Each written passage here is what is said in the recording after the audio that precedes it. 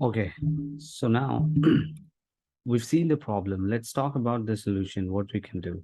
So, I mean, since we are here on to talk about the cloud, so it's very obvious that the problem and the solution is the cloud. And so we start now our definition of the cloud or our understanding of the cloud.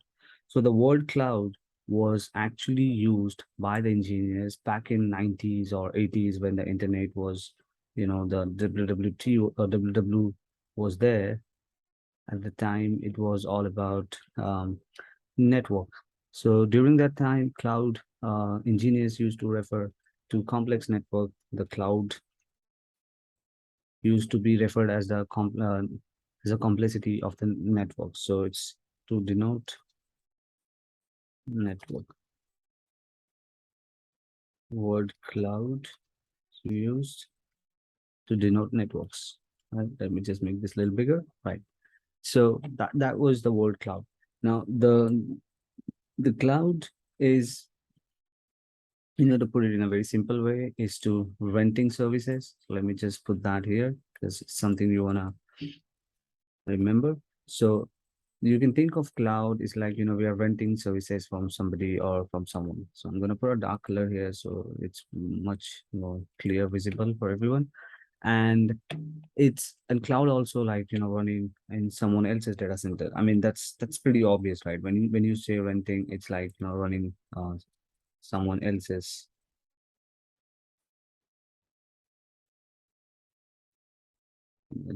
data DC, right? So we know the companies like AWS, Amazon, Azure, and Google as well. These are the different companies.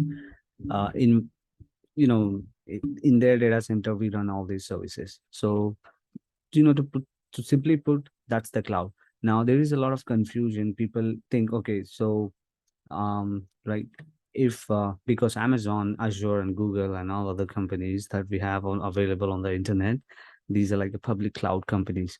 And because we are saying that, renting or using someone else's data centers, we call them public cloud. So does that mean if I have my own data center, that is a private cloud? Because there is a different type of cloud called private cloud.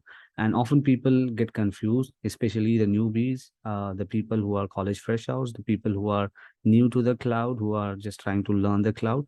They think, okay, so the public cloud is, the someone else's data center, and the private cloud is, which means if I create my own, or if I work for a company, that company has their own data centers, I'm just going to label it, or I'm just going to call it a private data center. But that's not right. I mean, uh, you can't say that. I mean, this is for your understanding, because cloud has a very distinct definition, and there are so many governing bodies, right, who would publish, who would make sure that, people have the right understanding, and, they would publish a lot of compliances and governance. So we also have something, someone which is, which has the very famous definition. So I'm just going to write the NIST. NIST is the National Institute of Standards and Technology, and they specialize in setting the different standards for IT industries. And then at the same time, you have different organization or governing bodies as well. So I think, we can just focus on one. You also have the cloud definition from the different cloud companies, like you can also use by the AWS, and pretty much all of them in a different word, they're just going to say the same thing, right? So what NIST say? They say any hosting service that has 5 characteristic, that is the cloud. And based on how you're going to access it, what kind of people, the exposure you're going to make, whether it's going to be public, whether it's going to be for a certain community, or whether it's going to be the private for some, authorized people. So you can just keep a different name. So we'll see about the different types of the cloud as well. But let's just see what is the definition of the cloud. So cloud, the first thing in the cloud, we have to understand that it's it's on demand, right? So cloud is on demand. And if you remember, uh, the problem which I explained to you in the data center, that it was not on demand. Like if I wanted something, I can't get it, because the reason why, because it's going to take a whole lot of time. I need to place an order for the server. I need to, get a PO, the purchase order, and then run it through a lot of different approval processes, and get the quotation. And by the time we have all the agreement, it's gonna take a lot of time. Yeah, it would at best it would take about a month, right, to get all the approvals and create a purchase order and all those sort of things. But on the cloud, it's not like that. It's on demand. If you want overnight, you get it, right? So that's possible now with the cloud. If you decide that, okay, tomorrow let's go ahead and create these servers in that particular region, you can go ahead and do that. If you want to do it in Europe, if you want to do it in Asia, if you want to do it in somewhere in South America, North America, you name it. I mean, you have the region or availability zone everywhere. We'll talk about those as well. What are regions and availability zone in the cloud? So one of the characteristic of the cloud is on demand. The second characteristic of the cloud is accessibility.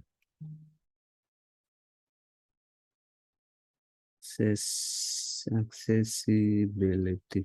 Okay, just pardon my typos or grammar English mistake that I'm making, because like I said, that's not what, that's not the purpose of the lecture, right? To teach you the English. So the accessibility, it should be accessible from you know, anywhere. When I say anywhere, based on what type of cloud it is. If you say it's the public cloud, then it should be accessible from everywhere. Internet, extranet, whatever type of network you have, right? And if you say it's a private cloud, then within that private boundary, it should be accessible from anytime, anywhere, right? Anybody should be able to access it. That's the meaning of the cloud. So you also want to have that characteristic in your on the cloud. The next we have is the resource pooling. Let me just put it here. Right. So resource pooling is just like a cab pooling. You have, I mean, you have a car and you drive to your office, you work somewhere, it's like 20, 25 kilometers away. And then you have at the same time, you're thinking, okay, I have a 4 seats in my car, but I'm the only person who's driving it. So what if I invite other people who are probably taking the same route, and I can tell them, okay, you can also save some money. You can, get in my car. You don't have to take a bus, or you don't have to take a metro or anything like that. We can just go in my car. We can save a lot of time. So the people would agree. And we have a lot of apps, like mobile apps, that can do that. So we call it a carpooling. So you are utilizing the resources. And that's exactly what you should be able to do it here as well. Like a multi-tenant, right? So in cloud, we call dedicated tenant, and then we call multi-tenant as well. So when we say tenant, it's basically one physical server is given to multiple tenants as well. And at the same time, you are able to do a lot of resource pooling as well. So that is the third characteristic of the cloud, which allow you to do resource pooling. The next is elasticity. So let me just bring it here, and I'm just going to change this. Elasticity. All right. So elasticity now means you can anytime scale up if you want. You can anytime scale down. What happens in the traditional data centers? You are able to scale it up.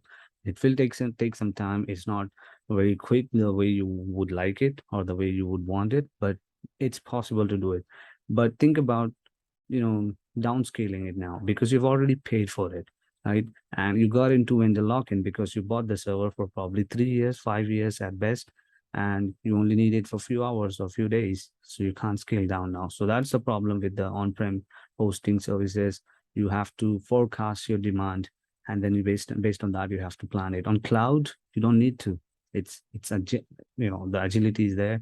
You can rapidly scale up, grow your cluster or grow your farm of servers or whatever you have on the, whatever you are using as a hosting service. And, that should be. And the last characteristic that you want to have is measured service, right? So anything that you are able to create, you should be able to track as well. It's more like a billing, right? So on cloud, you can pay okay, so now there is again there is a misconception that everybody nowadays think that cloud is, it's a pay as you go model. So you only pay for what you use, and you don't need to pay for you don't need to borrow about buying the particular thing. You just pay as you go, and that's it. So pay as you go model offers a lot of different, there are a lot of different model within that.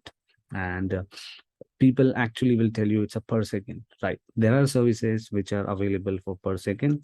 There are services which are billed per minute. There are services which are billed per hour. And there are services which are billed per month as well, and probably per day. So you may want to take a, check the documentation whenever you've been asked to calculate the cost, because, if you are working as a cloud admin or a DevOps admin or SRE or some kind of engineer who has to do something with the cloud, you will be asked to calculate the cost and give it to the team, the concerned team, who probably going to be paying it at the end of every month. And at the time, you don't want to say, okay, all the services are per second, because if you're really not sure about it, and you may want to go and check those, because not all the services are per second basis. There are services which would, there are different offerings. You can also do a longer commit and get a lot of discounts as well. You can commit for a service for 1 year or 3 years. So whatever you are probably, if you calculate with the per second basis for 3 years, they'll give you 60% discount. So, that is also there. And you want to just make sure that you have all your fact right, and then you propose. Okay. So the few benefits, that very common on the cloud, that there is no vendor lock-in. You can easily scale up, scale down, accessibility, connectivity, security. I told you about the security on the cloud. You have the best security design, because there are so many attacking vectors, and there are so many people who are specialized, designated just to fend off these kind of attacks, right? So cloud, which was sort of a concern few years back, but now that concern, has been gone, not completely, but, at some extent. There are big banks, the banking organization, the financial organization, the research, scientific research organization, with the sensitive data and information, they are also moving to the cloud as well, because they know the cloud security is much harder to break, or, the way it is designed, then probably you would ever do that on your side, right?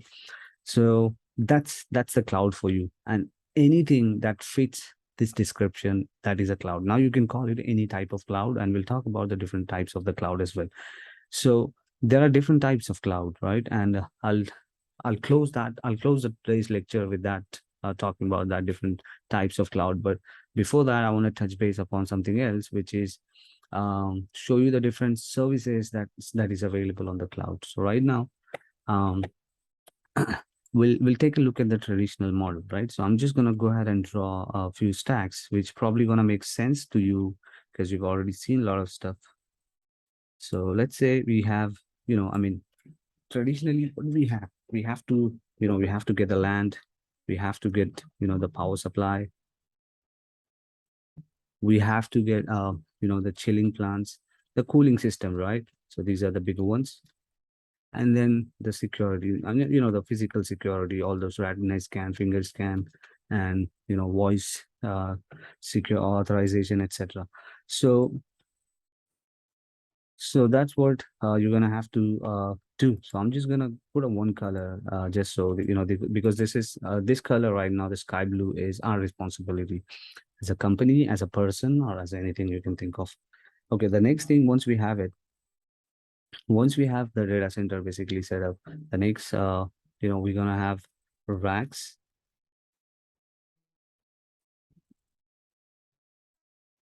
server, and racks, right? So you're gonna have a lot of servers, you're gonna have a lot of racks, and within that, on top of servers, we're gonna put something called hypervisor.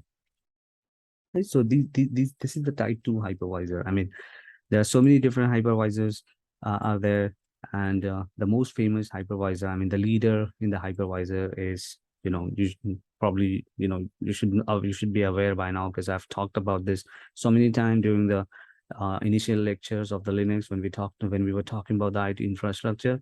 So it is ESXi, right? This is by the VMware, and ESXi is the leader, and ESXi is the type 1 hypervisor, which is used in the data center. Type 2 hypervisors we use in our house, I mean, for our education purposes, like VirtualBox, VMware Workstation, VMware Fusion for the Mac, Parallels, and all those things. And then I'm also gonna do some honorable mentions about, this is just for the benefit of the video. So when you watch the video again, probably this, you can recall it by this, and these are important, good to know information. So we have a Zen server. So AWS used to have AWS using Zen server, but they now they're migrating, and I think they have the both Zen server and the KVM server. Zen and the KVM is not a server. I mean, it's a Zen. It's a hypervisor technology. And so let me just make this a little smaller and just move them all of them closer. And then, you can't, you have to mention Microsoft everywhere. And so Microsoft has their own hypervisor as well, which is called Hyper. So you put a hypervisor. This hypervisor will give you a special ability of splitting your physical hardware into virtual hardware. So by doing so, we're going to end up having something like this, which is, let me just copy. So our hardware now has been broken into two.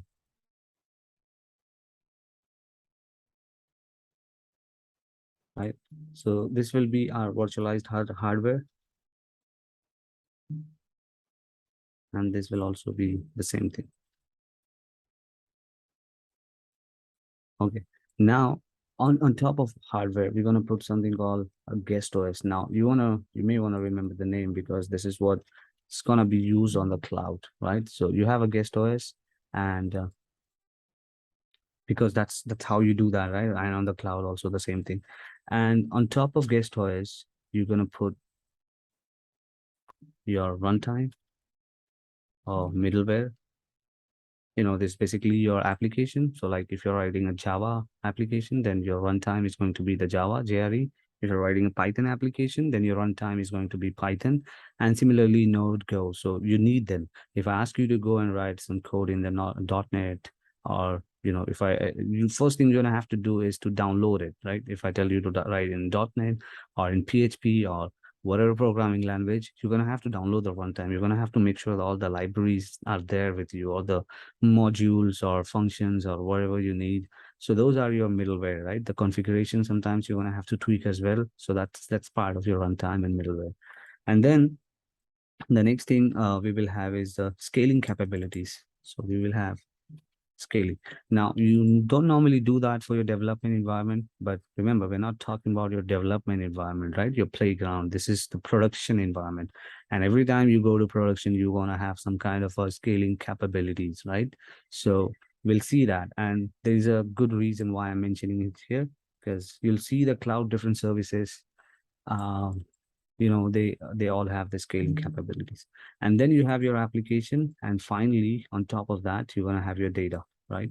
So you create any application, that application, like you just create a simple form, and you're going to have to fill that form, right? So somebody's going to provide the data. So that's your data. You use Google, Gmail, and in order to use the Gmail, you provide a lot of data, right? So that application is there, and it's one of the cloud type services. We'll talk about that because now we are getting there. But you still provide the data. So data is something always that will be provided by us, regardless of what the cloud is doing. So you'll see, and every single the different type, all the different type of services that we will be using, we will it's going to be us who will be supplying the data all the time. So this is your traditional on-prem, right? So let's just say, just keep it that way. I'm just going to go ahead and copy this, and now we introduce the first type of the cloud. Okay, before I introduce first type of the cloud, there is another thing that is, in my opinion, again, a very important thing for you guys to know. And so let me just go ahead and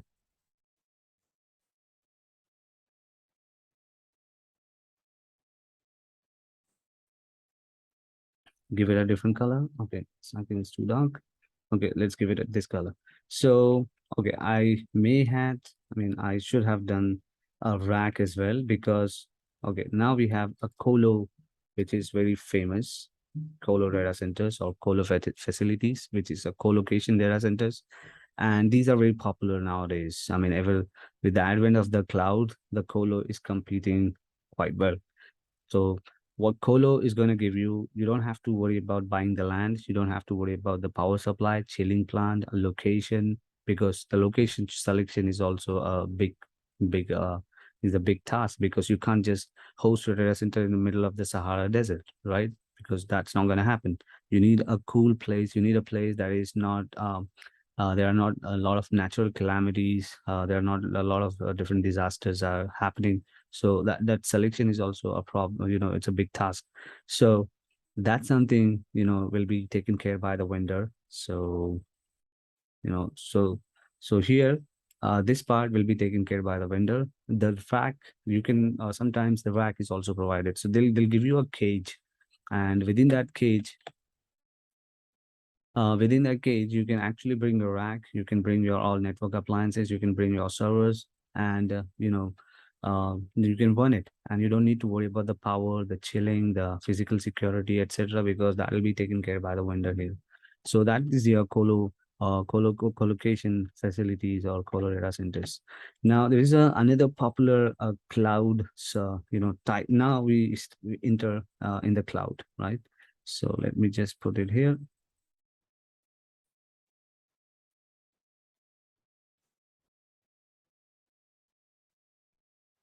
So this is the first type of the cloud, and probably, I don't know if you have seen it or not, but this is bare metal as a service,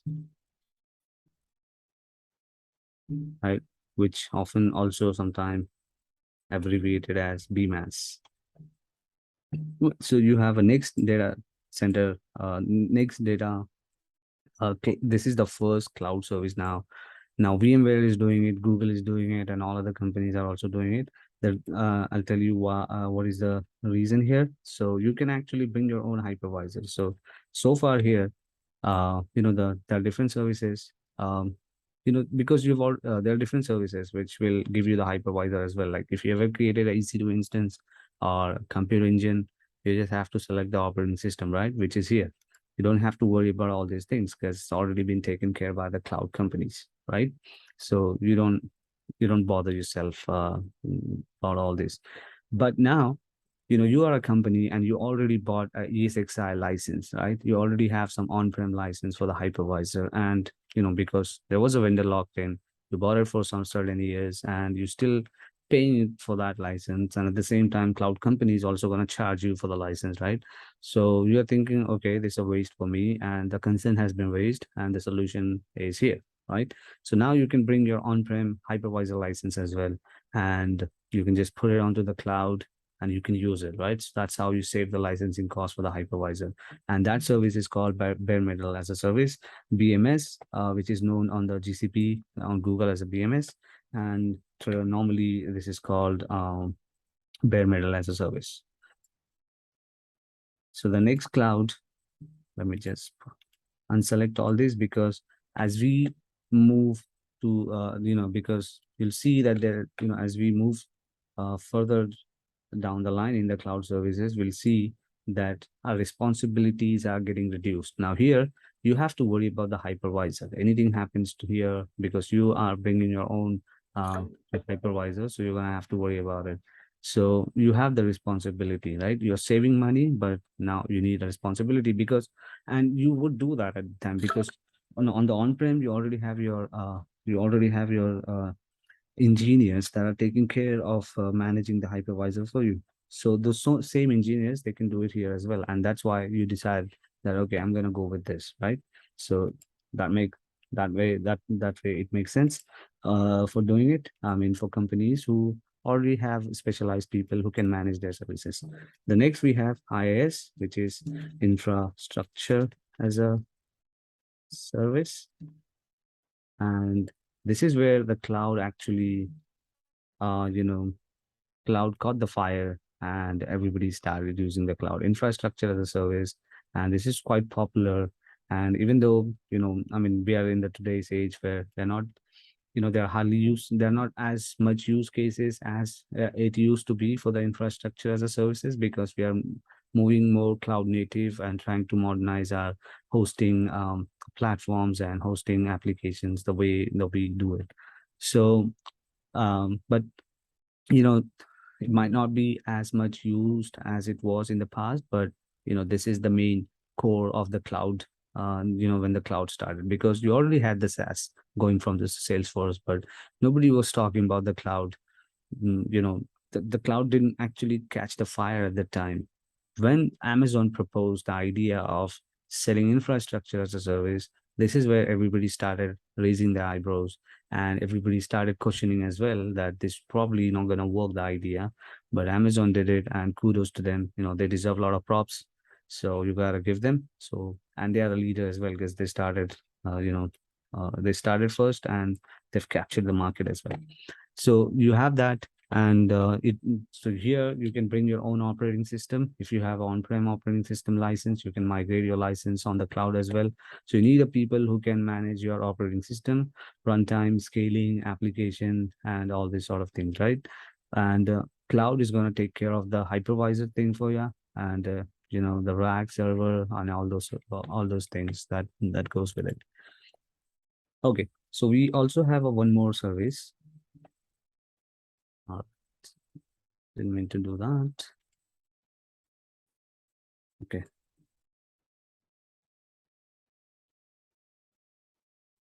Now this is container as a service. CAS. I'm just going to say CAS now.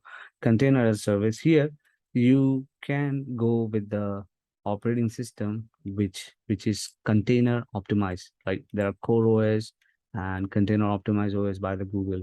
So you can go for these kind of operating system which are container optimized. The core OS, like like that, and you also have a different runtimes as well. So these are the operating system where you already have the runtime. You don't need to install the runtime for the container workloads, right? Because they are optimized. They already have it. Whether it can be containerd, whether it can be Docker engine, you already have it. So when you go for services like that, you already have you know the runtime for running your containers there. So they're created with this, the new operating system that has emerged, which is a core, which is part of the open source. Core OS was open source, then it was acquired by Red Hat, I think, and then there are similar operating system out there in the market, which are container optimized, and you have different services provided by the cloud, like a cloud run where you can run your containers directly. You can build the container and you run it. You don't want to go to Kubernetes, which is you know um, which you don't want to use the Kubernetes, right? Because you don't kill a fly with a cannon, right? So if you have a one sort of thing and you want to do it, you can actually use some container as a service on the cloud. That is available, and that should be able to do the job that you're trying to do. So that's what we have, and then we have a next service. We'll talk about all the services by all the cloud providers, right? From the Azure, from the Google, from the AWS as well. When the time is when we are talking about that topic. Right now, we're taking a very generic view. So I'm not going to just name different services, right? Because those services are designed in a different way, and sometimes the services are it is merged with the other type of service, or sometimes is isolated independent service. So we'll talk about all of those later. The next thing we have PaaS. Probably this is what you already knew, the IaaS, the PaaS, and the SaaS, right? They are very famous, and but I'm actually showing you cloud has evolved, and there are more than just SaaS, PaaS, and SaaS, right? So you have the platform as a service where the runtime will be taken care for you. So you don't need to worry about the runtime. You only have to worry about the scaling and bringing your application and whatever form of data that you are getting as well. So that's what you're gonna have to do for the platform as a service, right? So, I mean, you see the services now, all slowly the responsibilities are being taken off. But when your responsibility is taken off, at the same time, you're gonna have to pay extra for it. But you can measure the services. You can always calculate what you want to spend. So it's easier to do it either way. So as a cloud admin, as a cloud architect, or somebody who's working on the cloud, you should be able to make these judgment calls, selection of the services, which one is right and which one you want to go with. Okay. So the next one we have is function as a service, which is called FAS. We just put that. And these are the functions you have. And in the functions, the auto scaling is also, it's been taken care of. Now you don't have to worry about scaling up your application as your work, as your load increases. You can simply do that. Now the PaaS and FaaS, function as a service and a platform as a service, they might sound like very similar, but you don't have the scaling which you have here. Plus in the platform, the managed services, the other database services, warehouse services can also qualify there. And in the function as a service, where you can just bring the subset of your program, because if you have ever written a program, you would know that the best practice, to make your code dry, do not repeat your code. To follow the dry principle, you're going to have to make sure you don't repeat by creating multiple functions, right? You can create functions. We've seen in the Terraform that we create modules gonna just make your code more reusable, and that's the principle of the dry, right? So you create small functions. It's easy to manage. You decouple them from the actual code, and you can, it's much better approach. The microservice, why it's so famous. So you have the function as a service, and this function as a service, again, there are different services are there on the different clouds. So we'll not talk about those. We'll just go ahead from the generic view or general understanding. The last but not the least, we have, okay, now we have SaaS. Right? Probably this is also something you already knew. So let me just color it, where you just bring, all you do is just put the data. Right. So is there any color that is left? Probably this one. So SaaS is like your, the GitHub that you use. You don't know what the GitHub backend server is. You don't know where the GitHub data center is. Probably you can find out, but you don't need to know that. You don't know what language it's written. Again, you can look into the documentation and they'll tell you what it's written in. So the operating system that is running on, the runtime is using behind it, the application code logic. You really, these are the things which you don't need to worry about it, right? You only bring the data and you use the service. So uh, that's what the SaaS is, right? So that is the software as a service. Now, so these are the different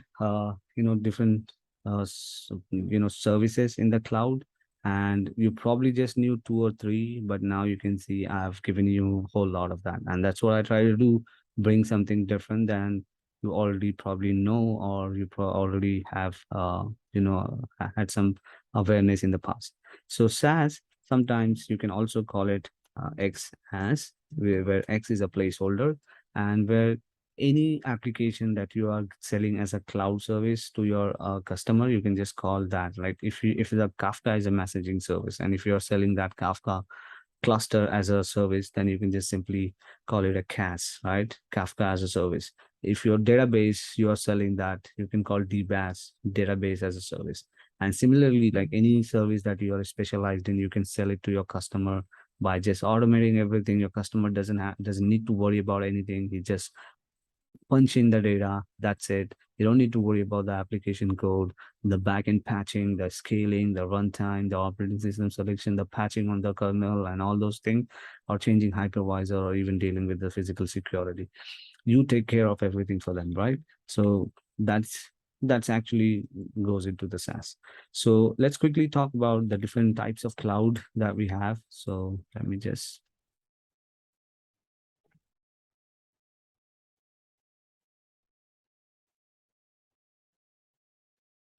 okay. So now, yeah, I think we can talk about the cloud here. Just give me a minute. Okay. So there are, I think there are four, we can, put the types of cloud. There are four types of cloud. Let me just, types of cloud.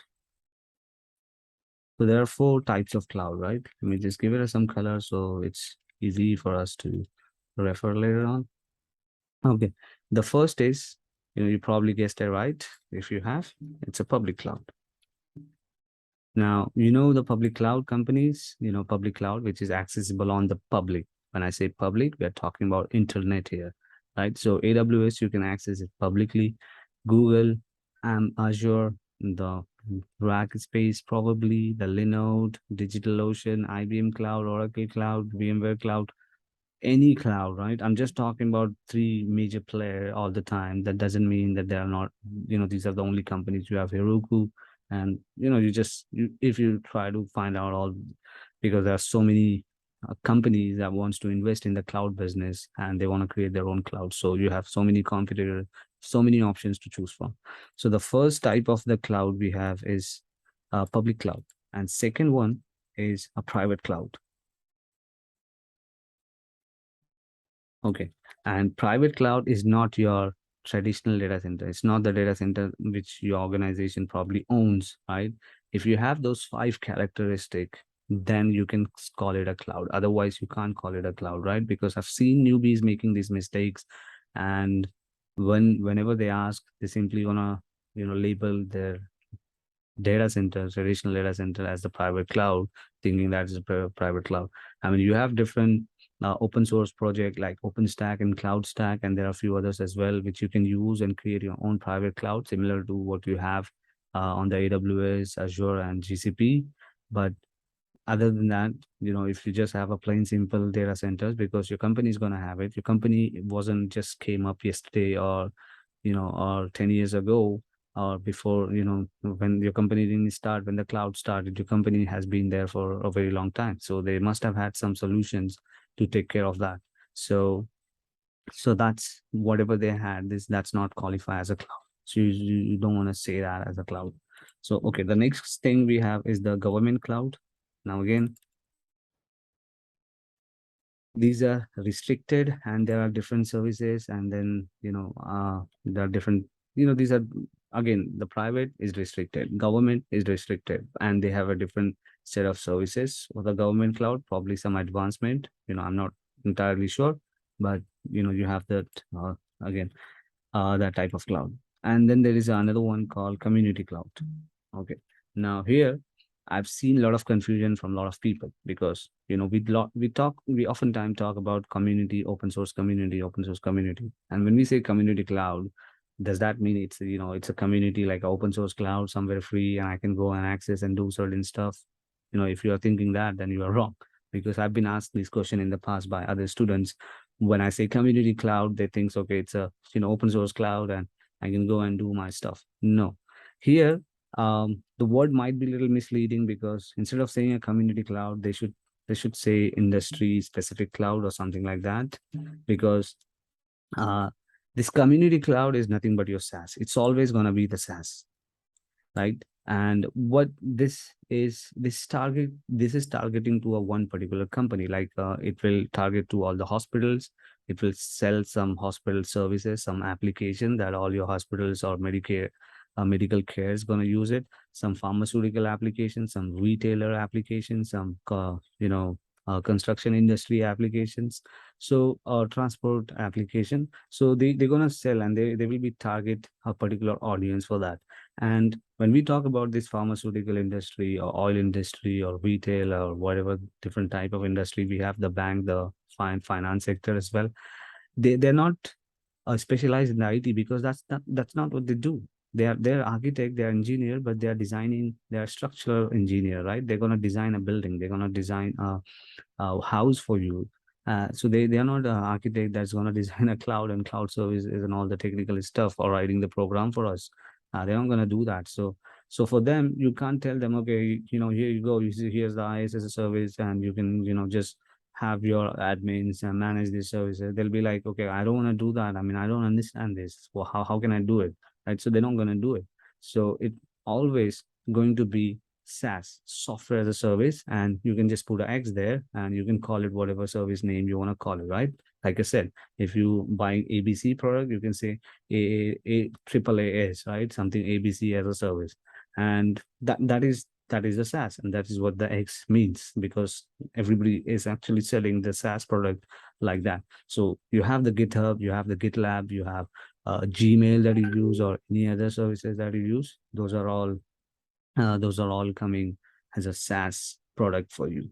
So these are the different cloud types we have. And then there are a few other things we have. Those are like, uh, you know, combining these different clouds, right? So you have a hybrid cloud, but it's not particular. It's just, working with your on-prem and working with the public cloud, or you have a multi-cloud if you are just working with the, so I don't qualify this as in my opinion, I don't put that as a type of the cloud, because it's just a combination of two other clouds. So you'll hear about multi-cloud and hybrid cloud. Hybrid is always on-prem and the public, right? So either it's going to be a private, or it's going to be some kind of on-prem data center where you are involved to migrate and do certain design for the on-prem as well. So that probably like a hybrid. So you have something on-prem, which is your private, and then something you have on the public, which is all these different major cloud companies. So I think we should end the lecture here for today, and then we talk about then how cloud is distributing everything that they have to offer. So like the cloud infrastructure, what are the region, what are the zone. We've already have, we got a fair bit of understanding of the servers and the data centers, and that was the foundation I wanted to build from the day one. So we can uh, continue learning about cloud, and this is just the beginning of the cloud journey. So I'll open the floor for the question answer, and if you guys have any question, please raise your hand, and then I'll ask you to unmute yourself and ask a question. Thank you.